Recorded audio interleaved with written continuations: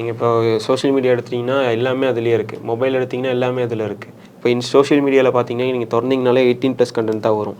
அது 18+ வராமல் இருக்கிறதுக்கு ஒரு ஆப்ஷன் இருக்குது. அதை எவனாவது ஆன் பண்ணுறீங்களா? நீங்கள் ஆன் பண்ணியிருக்கீங்களா 18+ வராமல் இருக்கிறதுக்காக? அப்படின்னு இருக்குதா? பார்த்தீங்களா, இவங்களுக்கே தெரியல. ஆனால் அதை யாருமே வெளியே சொல்கிறதில்ல. நீங்கள் ஆன் பண்ணியிருக்கீங்களா? கேமராமேன் உங்களுக்கு ஆன் பண்ணல, யாருமே ஆன் பண்ணல. இப்படி இருந்தீங்கன்னா ஆன் பண்ணார், அதே சந்தோஷம். இப்படி இருந்தீங்கன்னா யார் எல்லாம் எப்படி இருப்பா? குழந்தைங்களும் அப்படி தான் கெட்டு போவாங்க. குழந்தைங்களுக்கு ஃபோனை வாங்கி கொடுக்காதீங்க. ஃபஸ்ட்டு எந்த பொம்பளை பார்க்காம ரோட்டில் போ, தலையை குமிஞ்சு நடந்து போ அப்படின்னு சொல்லுங்கள். பொம்பளைங்க அப்படி இப்படின்னு போனாலும்னா நீ நேராக போ அப்படின்னு சொல்லி உங்கள் ஆம்பளைங்களுக்கு அடித்து தாட்டி விடுங்க ஸ்கூலுக்கு. நல்லா குனிஞ்சா நடந்து போகிறாங்க பொண்ணுங்கள்லாம். இந்த இப்படியே குனிஞ்சா நடந்து போயிட்டுருக்காங்க. பொண்ணுங்களும் இல்லை, பசங்களும் அப்படி தான் குமிஞ்சு போகிறாங்க.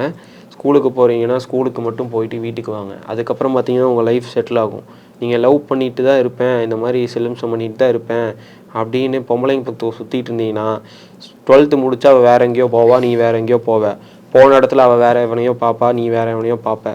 எவனுமே கிடையாது இப்போ உண்மையாக, சரியா? அதை மட்டும் சொல்லிக்கிறேன். அதனால் வேற எங்கேயாவது போனான்னா அவள் போயிடுவா, நீயும் போயிடுவ.